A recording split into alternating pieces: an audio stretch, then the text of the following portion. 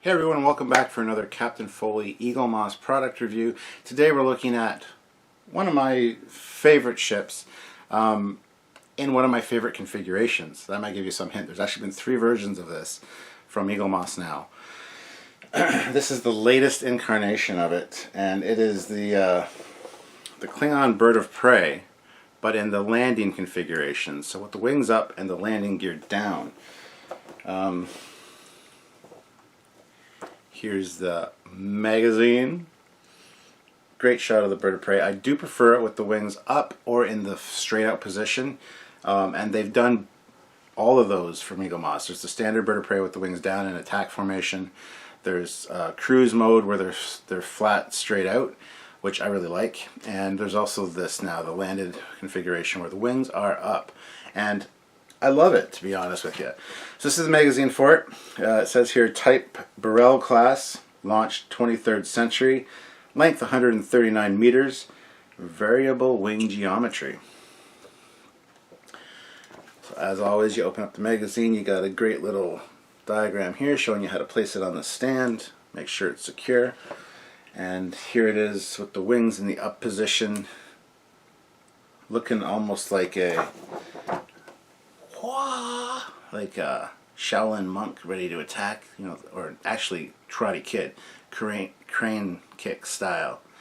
That's what it looks like with the wings up. With the wings down, it looks like a bodybuilder doing that. Yeah. Anyway, so here's the specs on the ship. Some close-ups of the model, which we're going to take a look at in a minute. But the specifications say, operated by the Klingon Defense Force, class Burrell, in operation 2285 to 2375, length 139 meters, 6 decks, maximum speed of warp 9.6, 2 phase disruptor cannons, and 1 photon torpedo launcher. So, yeah. Now, since there's already been 2 Bird of Prey books, there's probably been a lot of information about it. I haven't reviewed the other 2 yet. I don't even think I have any of the other ones, to be honest. So there it is there. The sight of these ships coming into land was bad news for many a culture fearing conquest by the Klingon Empire. So it shows it landing on Vulcan there.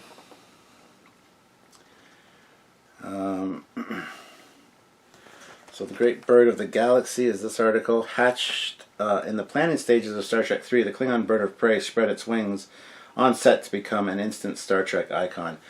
And it goes on to talk about how the Klingon Bird of Prey was originally a Romulan design. There's supposed to be Romulans in Star Trek III, and that's how the script was written. That's how the ship was designed, as a Romulan ship. And then last minute, Leonard Nimoy decided that the Klingons are more recognizable. It would be more accessible to more people if they used the Klingons. So it got changed to a Klingon Bird of Prey without any design changes being made. So in my mind, and a lot of people's minds, according to the FASA mythology, there's actually a good explanation for why the Bird of Prey is actually a Romulan design that has been adopted by the Klingons.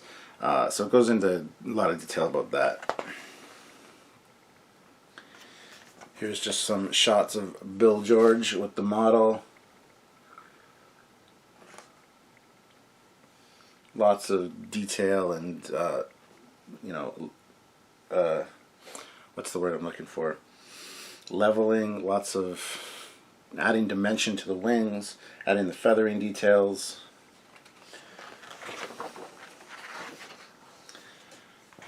Goes on to show some storyboards of the Klingon Bird of Prey in Star Trek III with the merchant ship, the merchantman ship right there.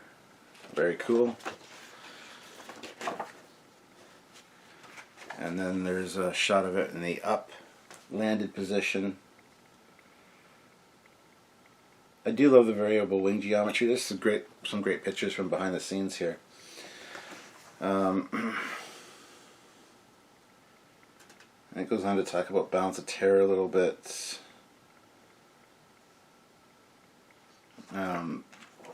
Yeah, and then Bird of Prey, inside the Bird of Prey, talking about the bridge design, the concepts, and what they use for Star Trek III, which is a cool bridge. and I wish they would have kept it for Star Trek 4. However, the set actually got destroyed. I think it was left out in the rain, and most of it got destroyed, so they had to rebuild the entire set. That's why it looks totally different in Star Trek 4. And then it talks a little about the Genesis planet, life and death on Genesis. Talking about the visual effects and things that they did for the movie.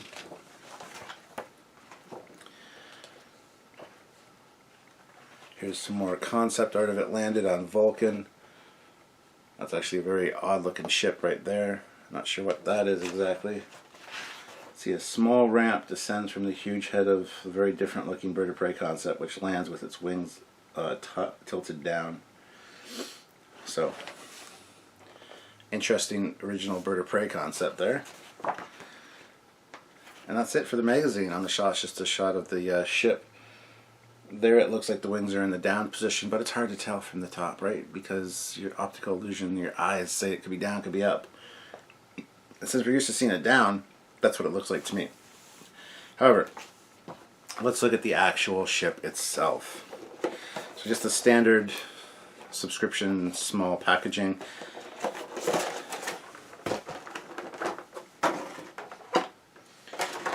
And there we have it.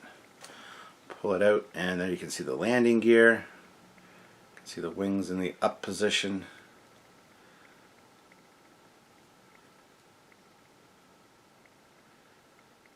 So, lots of detail on this bird of prey. This is actually really, really cool. We're going to take a look whether it actually stands when we take it over to the table there with the stand.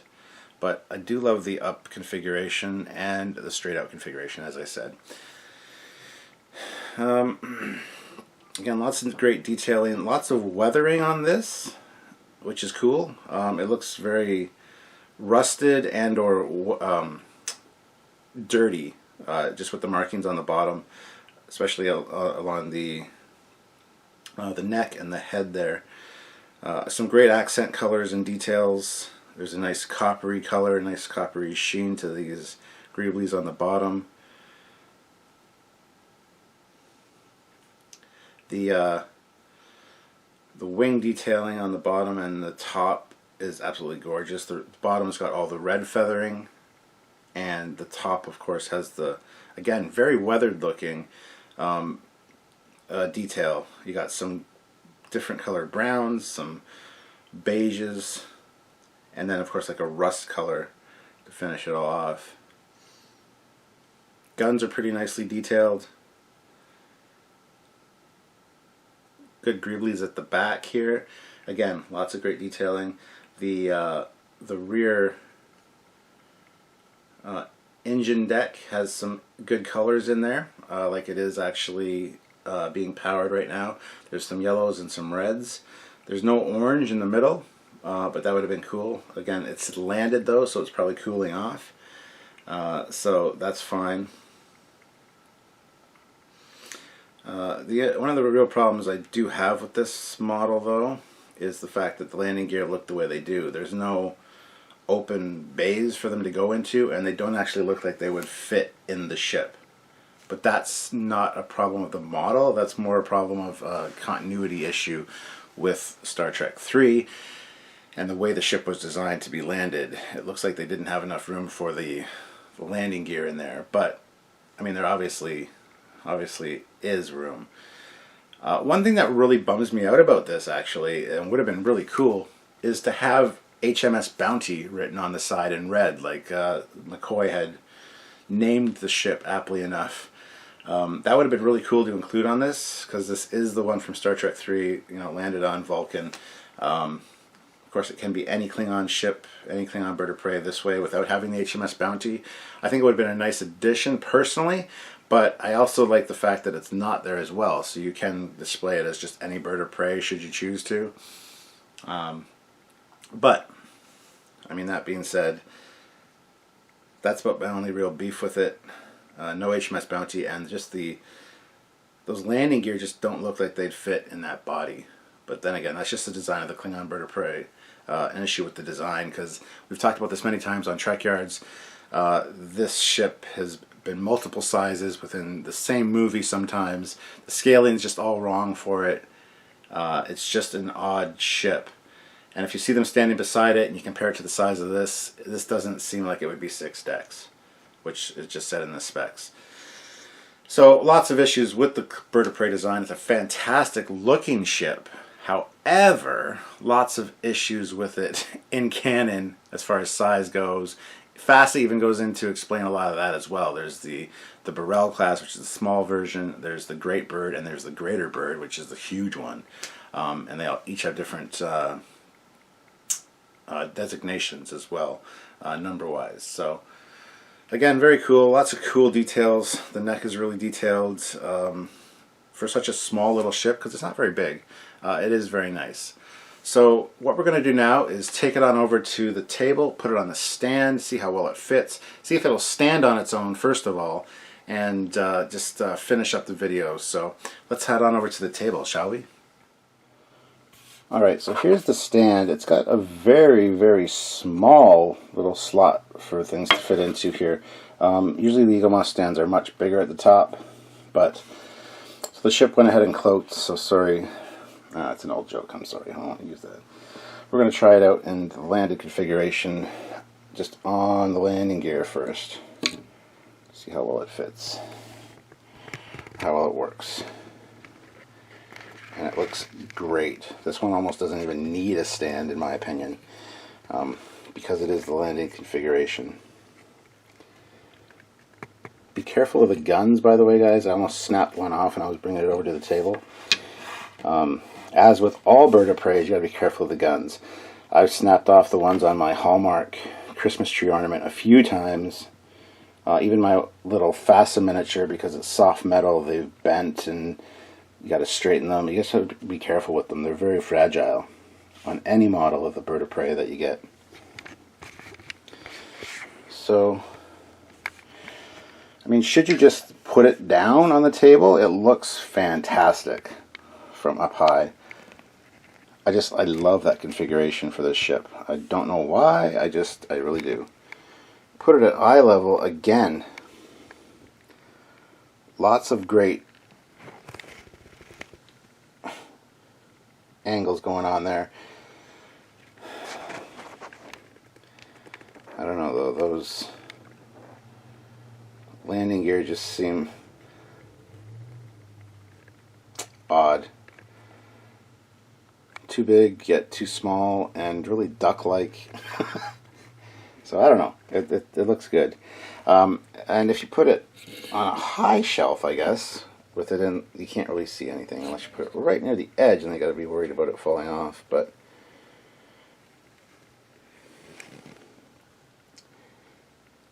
it doesn't really look super great from this angle. Looks all right. I mean, it'd be cool if you had little actual scaled figures standing beside it, painted like Kirk and crew. That'd be neat. But we need to see what it looks like on the stand. So we are going to go ahead and slot it in. And it slots in at the back, right in the engine bay detail, or engine bay there, on the bottom part. So it's actually a very good stand point. It looks great on the stand as well. Look at some of these details here. I gotta get the other ones as well, because I do love the Bird of Prey. This one I'm not sure if I ever display it, whether I'll have it just sitting down on the table or have it on the stand. Both kind of work in their own way. It's got some great details, as you can see. So there it is again on the stand on a lower shelf. Looks fantastic from every angle. Just a beautiful, gorgeous looking ship. You go down to eye level, and there it actually, I love the way this is actually angled, because it is like coming in for a landing. So that's really neat, actually.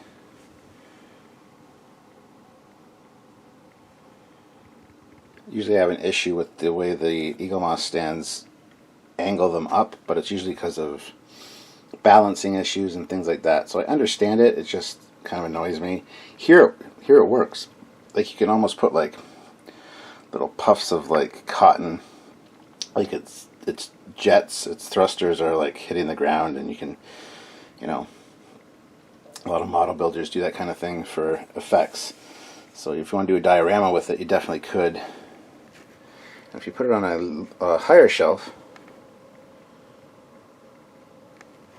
it actually looks quite good on the stand from a higher shelf, because it does look like it is coming down for a landing, coming to touchdown. Get out of the way. So there you have it, guys. The Eaglemoss bird of prey in landing configuration.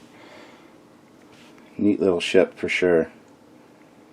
If you're a bird of prey fan, you need to pick this up. Add it to the other ones. Like I said, there's the regular attack formation, and then the wings straight out in cruise configuration as well. So, which I haven't taken a look at, which I need to.